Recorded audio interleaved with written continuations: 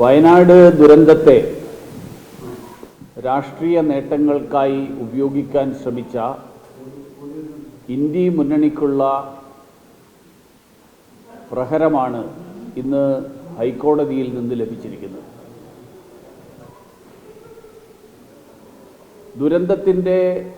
ദുരന്തം കഴിഞ്ഞ് 4 മാസത്തിന് ശേഷം കേന്ദ്ര സർക്കാർ ഇരയായിട്ടുള്ള ആളുകളെ സഹായിക്കുന്നില്ല എന്ന് പറഞ്ഞ് നടത്തിയ ഹർത്താൽ, ആ ഹർത്താലിൻ്റെ സാധുതയെയും ഹർത്താലിൻ്റെ ആവശ്യകതയെയും അടക്കം ഹൈക്കോടതി വിമർശിച്ചിരിക്കുകയാണ്. മാത്രമല്ല, സംസ്ഥാന സർക്കാർ കേന്ദ്ര സർക്കാരിന് ദുരന്തത്തെ സംബന്ധിച്ചിട്ടുള്ള വിശദമായിട്ടുള്ള കണക്കുകൾ പോലും സമർപ്പിച്ചത് നവംബർ മാസം 13-ാം തീയതിയാണ് എന്ന് വ്യക്തമായിരിക്കുകയാണ്. അതിനു മുൻപ് കേന്ദ്ര സംഘം വയനാട് സന്ദർശിച്ചതിന് ശേഷം നവംബർ 16-ാം തീയതി ഉന്നതാധികാര സമിതി ചേർന്ന് 153 കോടി രൂപ അനുവദിച്ചത് മറച്ചുവെച്ചുകൊണ്ട് ഹർത്താലിന് ആഹ്വാനം ചെയ്ത ഇടതുപക്ഷത്തിൻ്റെ സമീപനം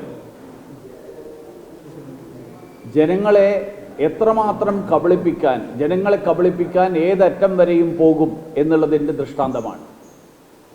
പാലക്കാട് ഉപതെരഞ്ഞെടുപ്പിൻ്റെ പശ്ചാത്തലത്തിൽ കേന്ദ്ര സർക്കാർ പണം അനുവദിച്ചത് മറച്ചുവെച്ചുകൊണ്ട് ഹർത്താലിന് ആഹ്വാനം ചെയ്തത് ഇടതുപക്ഷ മുന്നണിയുടെ അല്പത്വത്തെയും ദുരന്തത്തെ ഏതൊക്കെ തരത്തിൽ രാഷ്ട്രീയ നേട്ടത്തിന് വേണ്ടി ഉപയോഗിക്കാൻ അവർ തയ്യാറാണ് എന്നുള്ളതിനെയും സൂചിപ്പിക്കുകയാണ്. മാത്രമല്ല, എന്തുകൊണ്ട് 4 മാസക്കാലം ദുരന്തത്തെ സംബന്ധിച്ചിട്ടുള്ള വിശദമായിട്ടുള്ള കണക്കുകൾ സമർപ്പിക്കാൻ സംസ്ഥാന സർക്കാർ വൈകിപ്പിച്ചു? അത് കേന്ദ്ര സർക്കാരിനെ വിമർശിക്കാൻ വേണ്ടി പ്രിയങ്ക ഗാന്ധിക്ക് അവസരമൊരുക്കാൻ വേണ്ടിയിട്ടുള്ള ആസൂത്രിതമായിട്ടുള്ള ശ്രമത്തിൻ്റെ ഭാഗമാണോ? കാരണം ദേശീയ തലത്തിൽ ഇന്ത്യ സഖ്യത്തിൻ്റെ ഭാഗമാണ് ഈ 2 കൂട്ടരും.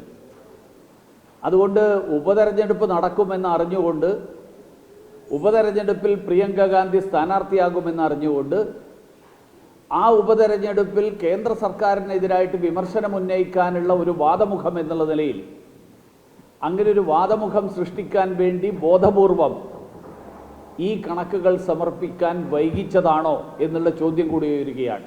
കാരണം ഈ കണക്കുകൾ സമർപ്പിച്ചത് ഉപതെരഞ്ഞെടുപ്പ് ദിവസമാണ്, നവംബർ മാസം 13-ാം തീയതി. ഇപ്പോൾ സംസ്ഥാന സർക്കാരിനോട്, ഇടതുപക്ഷത്തോട്, കോൺഗ്രസ് നേതൃത്വത്തോട് എനിക്ക് ആവശ്യപ്പെടാനുള്ളത്, വയനാട്ടിലെ ജനങ്ങളോട് കാണിക്കുന്ന ഈ നീതി നിഷേധം ഇനിയെങ്കിലും അവസാനിപ്പിക്കണം. ജനങ്ങളെ കബളിപ്പിക്കാനും ദുരന്തത്തെ രാഷ്ട്രീയ നേട്ടത്തിന് ഉപയോഗിക്കാനും വേണ്ടി നടത്തുന്ന ആ ശ്രമങ്ങൾ അവസാനിപ്പിക്കണം. ഒന്ന്. രണ്ടാമത്തെ കാര്യം, ഇന്ന് മുനമ്പം പ്രശ്നത്തിൻ്റെ പരിഹാരത്തിന് വേണ്ടി സംസ്ഥാന മുഖ്യമന്ത്രി ഉദ്യോഗസ്ഥ തലത്തിലുള്ള യോഗം വിളിച്ചു കൂട്ടിയതായിട്ടാണ് അറിയുന്നത്. മുനമ്പത്ത് ഒരു സമവായം ഉണ്ടാകേണ്ടത് തീർച്ചയായിട്ടും ആവശ്യമാണ്. പക്ഷേ സമവായത്തിൻ്റെ അർത്ഥം അവിടെ വഖഫ് ഭൂമിയാണ് എന്ന് അനുവദിച്ചു കൊടുത്തുകൊണ്ട് അതിന് നഷ്ടപരിഹാരം നൽകുക എന്നുള്ളതാണ് നീക്കമെങ്കിൽ, ഈ രാജ്യത്തെ നികുതിദായകന്റെ പണം, ആ പണം വഖഫ് ഭൂമിക്ക് വേണ്ടി എന്നുള്ള വാദമുയർത്തുന്ന ആളുകൾക്കൊക്കെ നഷ്ടപരിഹാരം നൽകാൻ ഉപയോഗിക്കുന്നത് ഈ നാട്ടിലെ സാധാരണക്കാരായിട്ടുള്ള നികുതിദായകരോടുള്ള വെല്ലുവിളിയാണ്.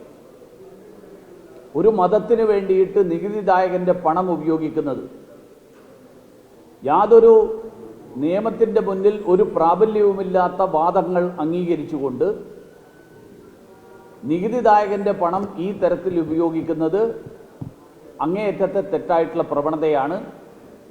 അത്തരത്തിലുള്ള നീക്കങ്ങൾ ആ നീക്കങ്ങൾ നീതിയുടെ സാമാന്യ നീതിക്ക് നിരക്കാത്തതാണ്. അതുകൊണ്ട് സംസ്ഥാന സർക്കാർ അന്യായമായിട്ട് വഖഫ് ഭൂമി എന്ന് അവകാശപ്പെടുന്ന ആളുകളുടെ അവകാശത്തെ തള്ളിക്കളഞ്ഞുകൊണ്ട് അവിടെ നൂറ്റാണ്ടുകളായിട്ട് ജീവിക്കുന്ന ധീവരരായിട്ടുള്ള ലത്തീൻ സമുദായക്കാരായിട്ടുള്ള ആളുകളുടെ ഭൂമിയിലുള്ള അവകാശത്തെ അംഗീകരിച്ചു കൊടുക്കാൻ ആവശ്യമായിട്ടുള്ള നടപടികളാണ് കൈക്കൊള്ളേണ്ടത്. വഖഫ് ഭേദഗതി കൊണ്ടുവന്നിട്ടുള്ള കേന്ദ്ര സർക്കാരിൻ്റെ നീക്കം, ആ നീക്കത്തെ പിന്തുണയ്ക്കാൻ ഇനിയെങ്കിലും ഇന്ത്യ മുന്നണിക്കാർ തയ്യാറാകുമോ എന്നുള്ളതുമാണ് എനിക്ക് ചോദിക്കാൻ.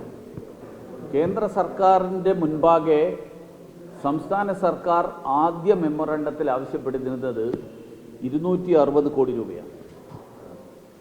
കേന്ദ്ര സർക്കാർ 290 കോടി കൊടുത്തു അന്ന്. അതിനുശേഷം ആ 290-ന് പുറമെ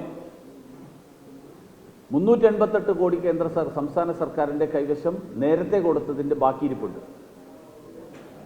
അങ്ങനെ സംസ്ഥാന ദുരന്ത നിവാരണ ഫണ്ടിൽ 780 കോടിയുണ്ട്, 783 കോടി. അതിന് പുറമെയാണ് ഇപ്പോൾ പുതുതായിട്ട് കൊടുത്തിരിക്കുന്നത് 153. അതിൽ കൂടുതൽ കേന്ദ്ര സർക്കാർ കൊടുക്കണമെങ്കിൽ സംസ്ഥാന സർക്കാരിൻ്റെ പുതിയ കണക്കുകൾ വരണമായിരുന്നു. ആ കണക്കാണ് ഈ 4 മാസം കഴിഞ്ഞ് കൊടുത്തത്. ആദ്യം സംസ്ഥാന സർക്കാർ കൊടുത്ത മെമ്മോറാണ്ടത്തിൽ 260 കോടിയാണ് സംസ്ഥാന സർക്കാർ ആവശ്യപ്പെട്ടിരുന്നത്. ഇതെല്ലാം ഒക്ടോബർ 17-ാം തീയതിയത്തെ ഹൈക്കോടതിയിൽ സമർപ്പിച്ചിട്ടുള്ള കേന്ദ്ര സർക്കാരിൻ്റെ സത്യവാങ്മൂലത്തിൽ വിശദമായിട്ടുണ്ട്. ഞാൻ നിങ്ങൾക്ക് കോപ്പി തരാൻ വേണ്ടി. എന്താണ് സംസ്ഥാന സർക്കാർ ആദ്യഘട്ടത്തിൽ ആവശ്യപ്പെട്ടത്? ആ ആദ്യഘട്ടത്തിൽ ആവശ്യപ്പെട്ടതിനും മറുപടിയായിട്ട്, അല്ലെങ്കിൽ അതിന് നടപടി എന്നുള്ള നിലയിൽ കേന്ദ്ര സർക്കാർ എന്തൊക്കെ ചെയ്തു? പോസ്റ്റ് ഡിസാസ്റ്റർ നീഡ് അസസ്മെൻറ്റിനെ സംബന്ധിച്ച് എന്താണ് സംസ്ഥാന സർക്കാർ കേന്ദ്രത്തോട് പറഞ്ഞത്? ഈ കാര്യങ്ങൾ മുഴുവൻ തന്നെ ഒക്ടോബർ മാസം 17-ാം തീയതി കൊടുത്ത സ്റ്റേറ്റ്മെൻറ്റിലുണ്ട്. ആ സ്റ്റേറ്റ്മെൻറ്റിന് ഒരു മറുപടി പോലും, അല്ലെങ്കിൽ അതിനെ കൗണ്ടർ ചെയ്തുകൊണ്ടുള്ള, അതങ്ങനെ അല്ലെങ്കിൽ ഇങ്ങനെയാണ് എന്ന് പറഞ്ഞുകൊണ്ടുള്ള ഒരു സ്റ്റേറ്റ്മെൻറ്റും സംസ്ഥാന സർക്കാർ ഹൈക്കോടതിയിൽ സമർപ്പിച്ചിട്ടില്ല. അഡീഷണൽ സ്റ്റേറ്റ്മെൻറ്റാണ് ഇന്ന് കേന്ദ്ര സർക്കാർ വീണ്ടും കൊടുത്തിരിക്കുന്നത്. അതിൽ പറഞ്ഞിരിക്കുന്നത് നവംബർ 16-ാം തീയതി 153 കോടി രൂപ. കാരണം ഒരു ഇന്റർ മിനിസ്റ്റീരിയൽ ടീം IMCT കേന്ദ്ര സംഘം ഓഗസ്റ്റ് മാസം 8, 9, 10 തീയതികളിൽ വയനാട് സന്ദർശിച്ചതിൻ്റെ അടിസ്ഥാനത്തിൽ അവർ കണ്ടെത്തിയിട്ടുള്ള ഒരു കണ്ടെത്തലുകളുടെ അടിസ്ഥാനത്തിലാണെന്നാണ് ഞാൻ മനസ്സിലാക്കുന്നത്. ഉന്നതാധികാര സമിതി ചേർന്ന് 153 കോടി രൂപ അനുവദിക്കാനുള്ള തീരുമാനമെടുത്തത്. അതിനു പുറമെ വ്യോമസേനയുടെ ബില്ല്, ആ ബില്ലും അംഗീകരിച്ചുകൊണ്ട് കേന്ദ്ര സർക്കാർ അതിനുള്ള തുകയും അനുവദിച്ചു. അല്ല, ഈ ഫൈനൽ ഇനി വരും. അത് കേന്ദ്ര സർക്കാർ ആഭ്യന്തര വകുപ്പിന്റെ രണ്ട് ഘട്ടത്തിലാണ് ദുരന്ത നിവാരണ നിയമം അനുശാസിക്കുന്നത്. ആദ്യഘട്ടത്തിൽ ഒരു കേന്ദ്ര സംഘം സന്ദർശിക്കും. ആ കേന്ദ്ര സംഘത്തിന്റെ കണ്ടെത്തലിന്റെ അടിസ്ഥാനത്തിലുള്ള ഒരു തുക. പിന്നെ പോസ്റ്റ് ഡിസാസ്റ്റർ നീഡ് അസസ്മെന്റ് നടത്തിയതിന് ശേഷം ദുരന്താനന്തര ആവശ്യങ്ങൾ, ആ ആവശ്യങ്ങൾ എന്തൊക്കെയാണ് എന്നുള്ളത് സംസ്ഥാന സർക്കാരിൻ്റെ വിവിധ വകുപ്പുകളുടെ സംഘം വിശദമായിട്ട് പഠനം നടത്തി നൽകുന്ന റിപ്പോർട്ട്, ആ റിപ്പോർട്ടിൻ്റെ അടിസ്ഥാനത്തിൽ ദീർഘകാല അടിസ്ഥാനത്തിലുള്ള കാര്യങ്ങൾ ചെയ്യും. അതിനു വേണ്ടിയിട്ടുള്ള റിപ്പോർട്ട് ഇപ്പോൾ കൊടുത്തിരിക്കുന്നത് നവംബർ മാസം 13-ന്. എല്ലാ സംസ്ഥാനങ്ങൾക്കും കൊടുക്കുന്ന ഫണ്ടാണ് എന്നുള്ളത് ശരി തന്നെ. അത് ദുരന്തങ്ങൾ, അപ്രതീക്ഷിതമായിട്ടുണ്ടാകുന്ന ദുരന്തങ്ങൾ നേരിടാൻ വേണ്ടി തന്നെയാണത്. അതിനാണല്ലോ ദുരന്തം എന്ന് പറയുന്നത്. അല്ലാതെ എല്ലാ ദിവസവും സാധാരണ നടക്കുന്ന കാര്യങ്ങൾക്ക് വേണ്ടിയിട്ടല്ലല്ലോ. ദുരന്തങ്ങൾ എല്ലാ വർഷവും പല സ്ഥലങ്ങളിലായിട്ട് ഉണ്ടാകുന്നുണ്ട്. ഒരു സ്ഥലത്ത് മാത്രമല്ല, വിവിധ സ്ഥലങ്ങളിൽ പ്രകൃതി ദുരന്തങ്ങൾ ഉണ്ടാവാറുണ്ട്. ആ ദുരന്തങ്ങൾ ഉണ്ടാകുമ്പോൾ അടിയന്തരമായിട്ട് ചെയ്യാൻ വേണ്ടിയിട്ടുള്ള ഒരു സഹായം എന്നുള്ള നിലയിലാണ് സംസ്ഥാന സർക്കാരിന് കേന്ദ്രവും സംസ്ഥാനവും ചേർന്നിട്ട് ഈ ദുരന്ത നിവാരണ ഫണ്ട് ഉണ്ടാക്കിയിരിക്കുന്നത്. അത് ദുരന്തങ്ങൾ നേരിടാൻ തന്നെയാണ്. അത് ദുരന്തങ്ങൾ നേരിടാൻ അല്ലാതെ മറ്റുള്ള കാര്യങ്ങൾക്ക് വേണ്ടിയിട്ടല്ല, ദുരന്തങ്ങൾക്ക് വേണ്ടി തന്നെയാണിത്. പക്ഷേ കേന്ദ്ര സർക്കാർ ഇത്തവണ ചെയ്തത് അതിൻ്റെ അഡ്വാൻസ് തുക കൊടുത്തു. 290 2 ഗഡുക്കളായിട്ട് അഡ്വാൻസ് കൊടുത്തു.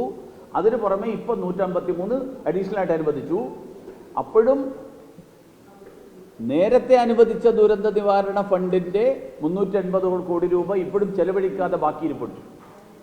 ഇതെല്ലാം കൂടി ഏതാണ്ട് 780 കോടി രൂപ സംസ്ഥാന സർക്കാരിൻ്റെ കൈവശമുണ്ട്. ആ 780 കോടിയിൽ ഒരു എന്തെങ്കിലും ചിലവാക്കാലോ. അത് മുഴുവൻ ചിലവാക്കിയാലേ പൈസ തരുള്ളൂ എന്നല്ല, അതിൽ എന്തെങ്കിലും ചിലവാക്കാലോ. അത് എന്തോ സാങ്കേതിക തടസ്സം ഉണ്ടെങ്കിൽ അവർ പറയണ്ടേ ഇവിടെ.